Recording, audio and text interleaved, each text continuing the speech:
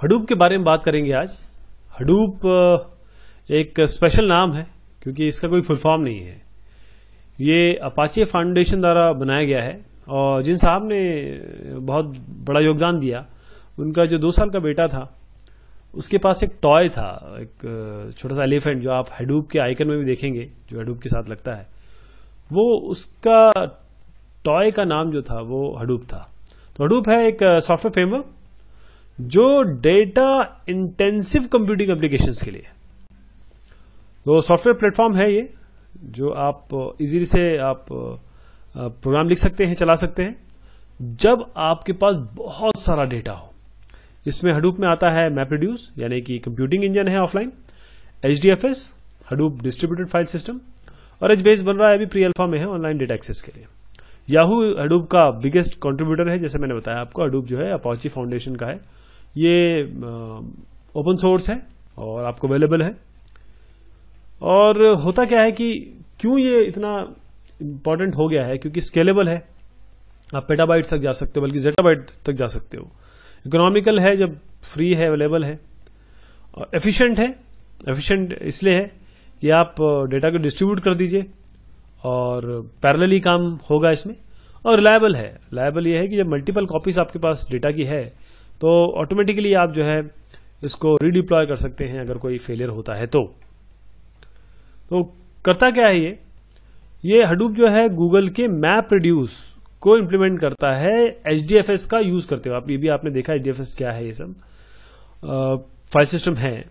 और करता क्या है मैपरेड्यूस जो गूगल का है, वो आपके काम को डिफरेंट ब्लॉक्स में डिवाइड कर देता है।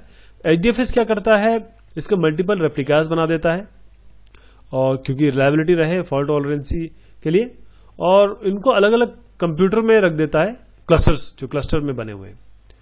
फिर मैपरेड्यूस इन सब डेटा को प्रोसेस करता है जहां रखे हुए हैं। और हडूप का जो टारगेट है वो ये है कि क्लस्टर्स जो 10,000 नोड से ज्यादा के हों, उनमें एक काम करता है। तो ये सेल्फ एक्सप्लेनेटरी इसका एग्जांपल है। डेटा जो है जाता है क्लस्टर में रखा जाता है, फिर उस पर प्रोसेसिंग की जाती है। तो इसके अजम्पशंस क्या है हडूप के, क्योंकि कोई भी चीज है उसमें आप पहले अज्यूम करते हैं कि भाई ये होगा, हार्डवेयर फेल होगा, उस हिसाब से काम किया गया। प्रोसेसिंग जो है वो बैचेस में ही रन करेगी, एक एक प्रोग्राम इस तरीके से नहीं चलेगा, सब बैच होगा फिर चलेगा एक साथ। जो एप्लीकेशन है वो HDFS वाले होंगे। जो HDFS जो होता है ये लार्ज डेटा सेट के लिए होता है, जिसमें टिपिकली आप गीगाबाइट और टेराबाइट की बात करते हैं। एग्रीगेट डेटा बैंडविड्थ वो हमें अच्छी होनी चाहिए, और 100 ऑफ नोड्स एक सिंगल क्लस्टर में होने चाहिए, क्योंकि जो फाइल्स हैं या फिर ये तरीका है, ये टेंस ऑफ मिलियंस को सपोर्ट करता है। एप्लीकेशन जो है वो राइट वंस और रीड मैनी एक्सेस मॉडल पे लिखा होना चाहिए, क्योंकि मूविंग कंप्यूटेशन जो होता है वो चीपर होना चाहिए मूविंग डेटा से। और पोर्टेबिलिटी तो है ही, यहां से वहां आप जब भी करें तो डिफरेंट टाइप के ऑपरेटिंग सिस्टम में डिफरेंट टाइप के कॉन्फ़िगरेशन सब में चलना चाहिए।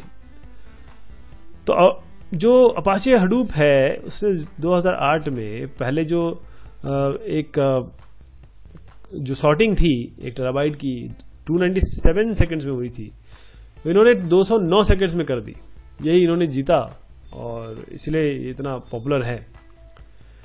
ये सब लिया गया, इसमें 1800 मैप्स लिए गए, 1800 रिड्यूसर्स लिए गए, और 910 नोड्स थे इस कॉन्फ़िगरेशन के। तो ये सब का उपयोग करके आपने देखा कि अपाचे हडूप ने ये बेंचमार्क जीता। एप्लीकेशन और ऑर्गेनाइजेशन जो हडूप को यूज करते हैं, उसमें देखिए आप कितने सारे हैं, A9.com, Yahoo, AOL, Facebook, Fox Interactive Media, कितनी सारी यूनिवर्सिटीज इसे यूज कर रही हैं। एड नॉलेज, कॉन्टेक्स्ट वेब, ये यूनिवर्सिटी, नेटसीयर, न्यूयॉर्क टाइम्स, और ये पावर सॉफ्ट और माइक्रोसॉफ्ट भी इसे यूज करता है।